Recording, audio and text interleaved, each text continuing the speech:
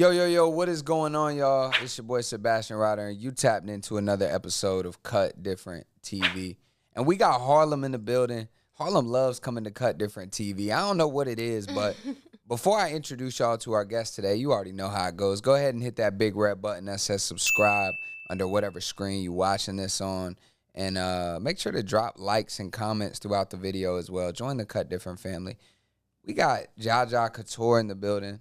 Hey guys, the Princess of Harlem. Well, That's a vibe. Yeah. And you said I gotta ask you. You gotta be specific. Yes. What part of Harlem? Part of Harlem? I'm from Uptown, the West Side.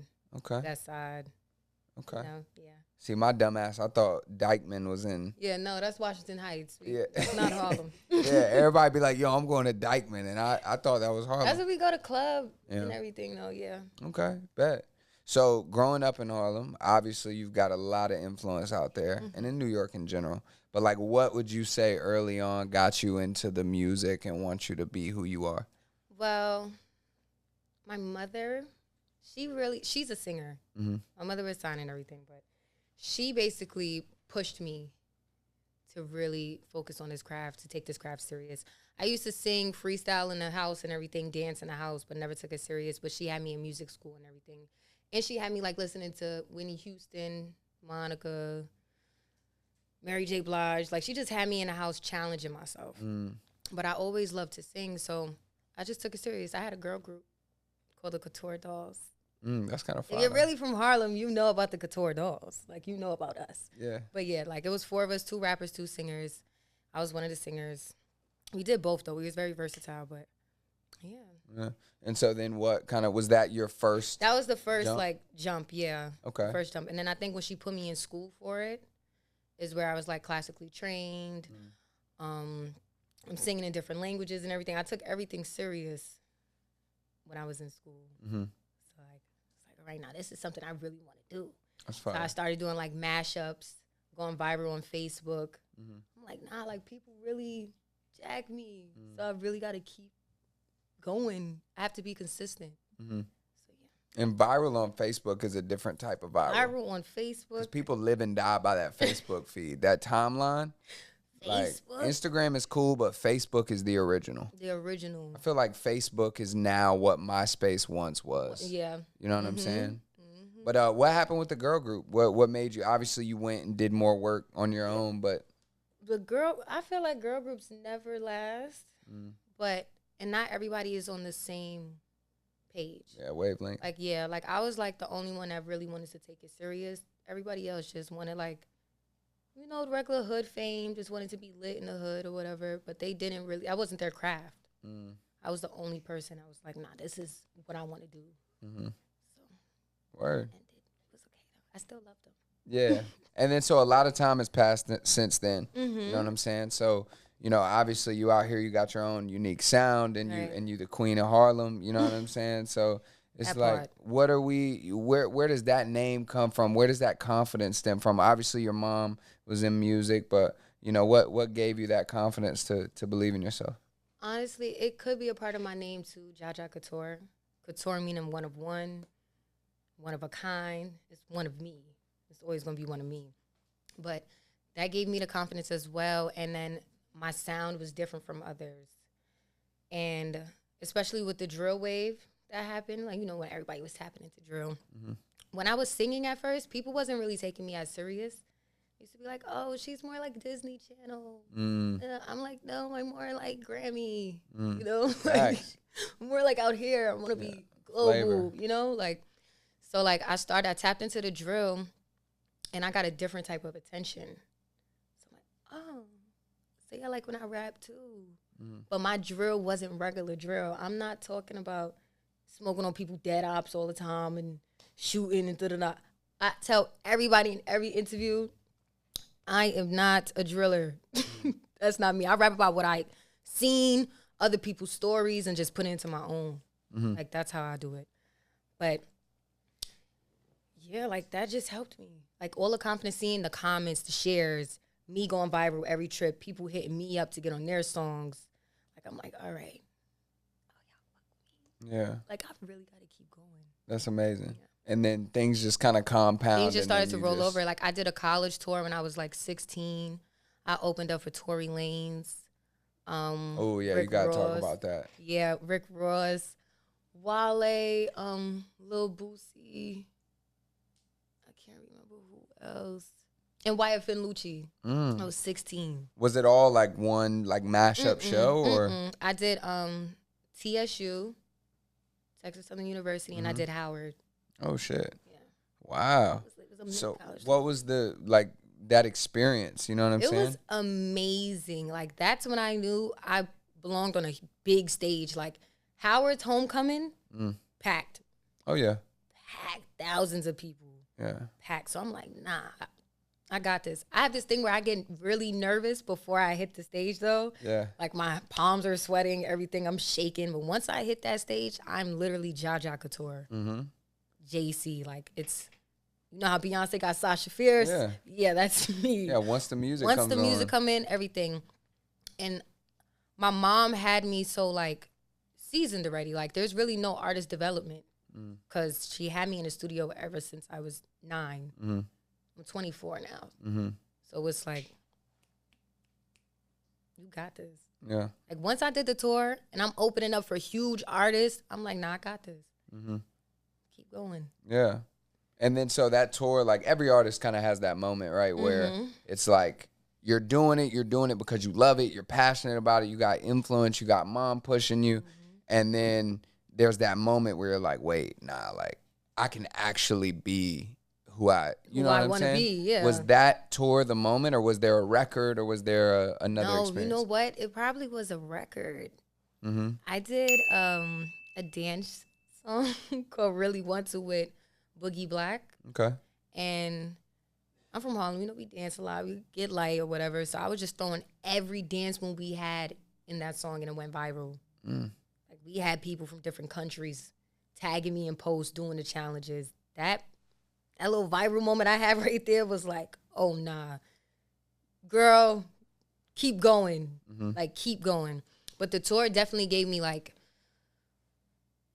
a lot of confidence, too, because I'm like, nah, I know how to work the crowd. These are older people in the crowd right now. I'm 16. And dead ass people, too. Like, and they're jacking me heavy. And then I got, like, my following started to go up a lot. I had merch. I'm giving out merch. My little 16-year-old, like, I'm giving out merch and everything. But since then, like, I just noticed, like, my fan base starts. And it's crazy because my fan base is really, it's mostly men.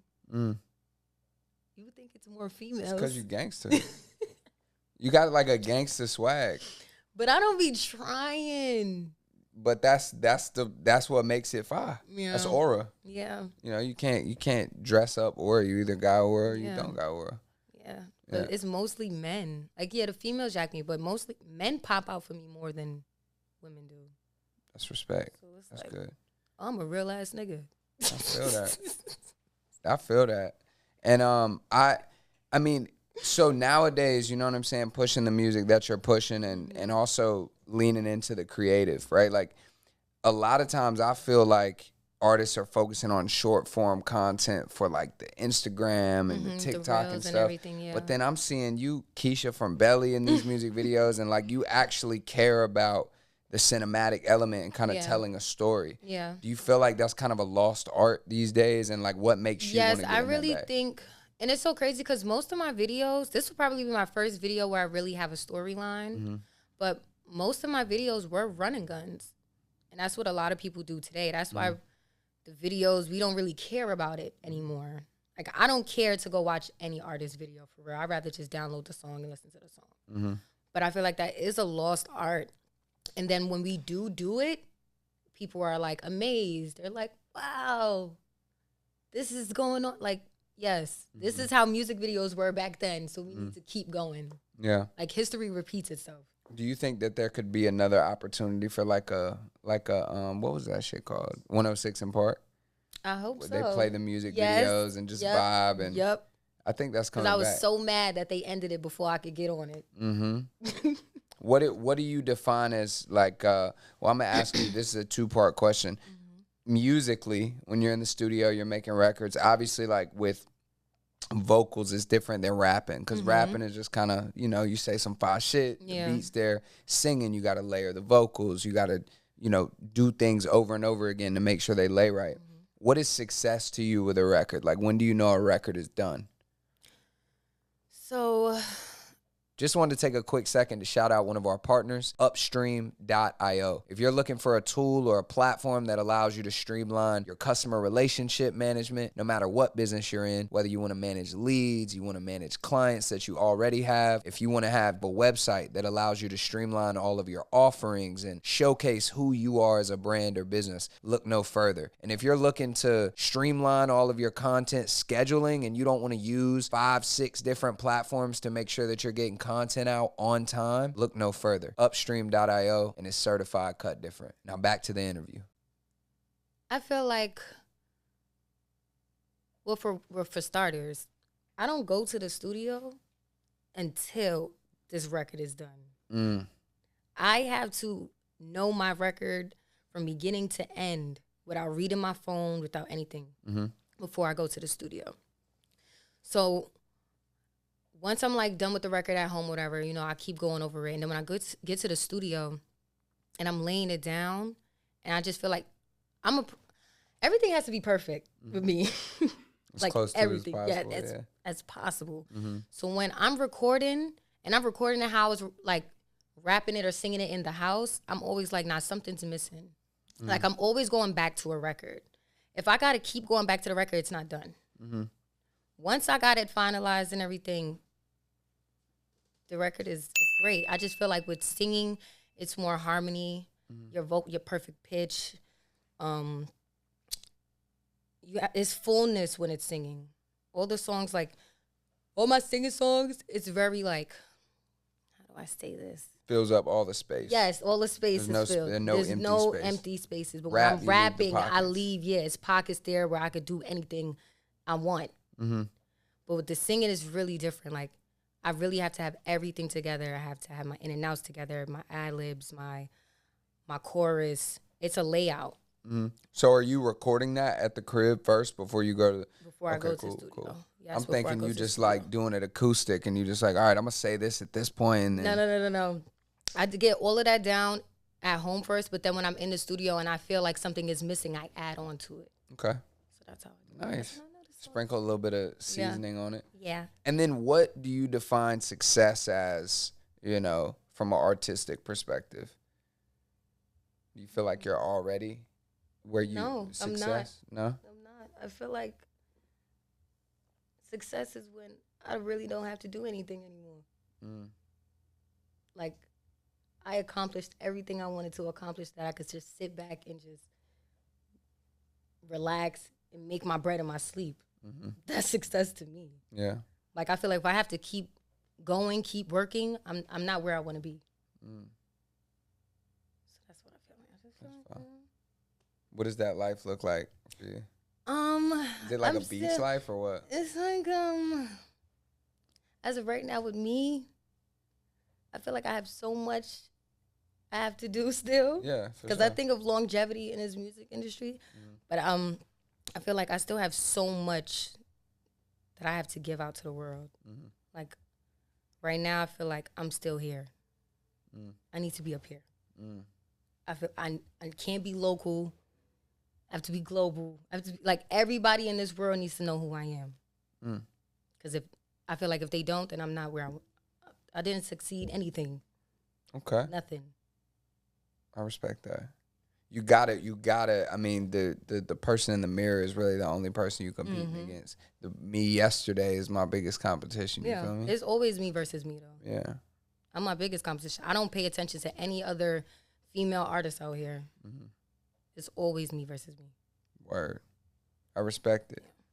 And so on the day-to-day, right, I'm going to ask you a few, like, cool, like, just personable questions. What does a day in the life look like for Jaja Couture? What is today like? Wednesday? Thursday?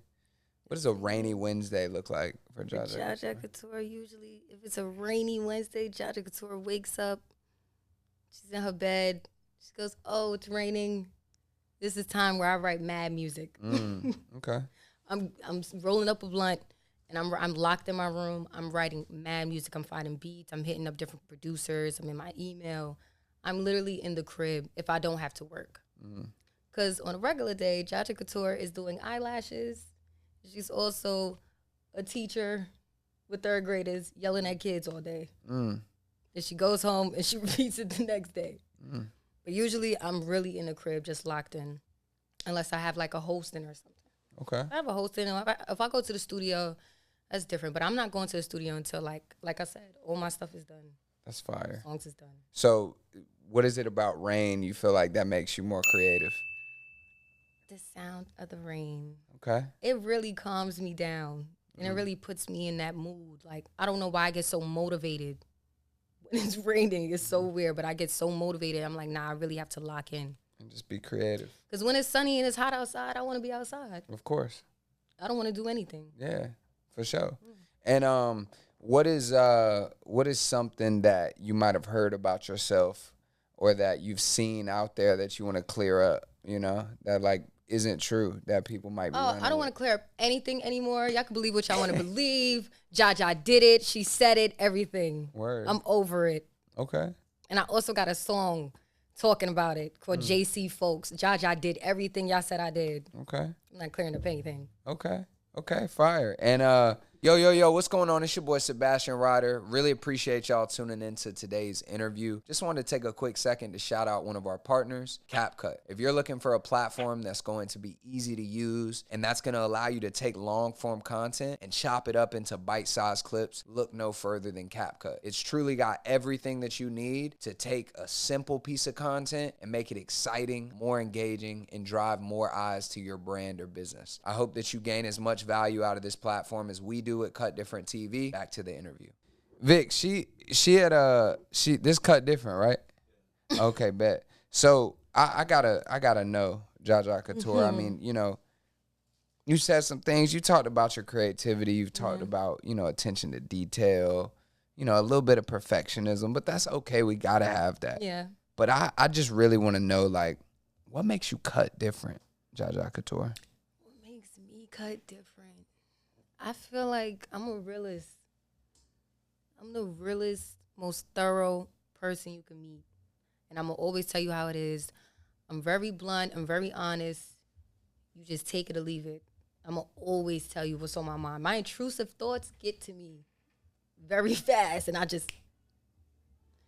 just me. I'm really a realist. And also, I just feel like my aura, the way, when I walk in a room, I literally light up a room, like not even on no cocky shit. Like literally when I walk in, I don't even be trying. People just, hi Jaja, hi, da da da, and I'm a sweetheart. So it makes me cut different. That's fire. I rock with it. Well, we really appreciate you coming on, and you did a record here today. Yeah. I want you to talk about that record a little bit. Yeah, Bad Bitch Music. It's out now on all platforms. Videos out now too. Go get that. Go watch that. Everything. But okay, so Bad Bitch Music was actually a record that I really was just playing with. Like, I wanted to tap into the sexy drill. I tapped in. I think it was me, my mother, my brother, and my best friend. We all was in the studio, and I'm like, nah, let me just lay this down. I did it. We all like, nah, this shit fake fire. Like, this is fake fire. I was posting little snippets on Instagram here and there. I did a showcase back last year, I think in November. And I performed it, but the crowd was like, you need to drop that song. Yeah, hell yeah. Like, I have a problem where I tuck music. I was tucking this song since. Because it's for you. Yes, I was want a tucking vibe. this song for a couple of months now. And I'm like, no, like, let me drop it and let me see. I dropped it. I'm getting comments from people who I don't even know. Don't follow me, no nothing, shares, I don't know. People was doing their nails to it, hair to it, everything. I'm like, oh, we really need music for bad bitches. So let me just give that to y'all. That's a vibe. Yeah. I rock with that. And I like the spin on the sexy drill with the melody and just the good vibe. You feel me? But I mean, I'm sure a lot of people. I forgot there was even a camera here. Yeah, this me too. is a great conversation. But for those of you that have watched this interview up until this point, or this conversation up until this point, if you haven't already hit the subscribe button, I don't know what the hell they doing. We was talking about what if you did something. If they say you did something, you did it. Well, if you ain't subscribed, you a hater. And you didn't do it, boo. You need to do it. You feel me? We got Jaja Couture in the building. We got Harlem in the building. Princess and, Harlem. Is there anything that you want to leave? I mean, there's people that are seeing you for the first time today. There's people that have been following you for your whole career so far. What do you want them to know about you, or what are some parting words? I would say never give up. Keep going. No matter how hard people try to knock you down, you keep going because it is very tough in this industry. But as a female, you got to be a pit bull and a skirt, all right? Always keep going. Or stop. JC. A pit bull in a skirt. Yeah. That's feisty. I rock with it. We got Jaja Couture in the building, man. We got the squad in the building that she came with. We got Harlem in the building. And we had Cut Different TV. I go by the name of Sebastian Ryder. And I'm here with the one and only Jaja Couture. Appreciate y'all tuning in. Till next time. Thank you.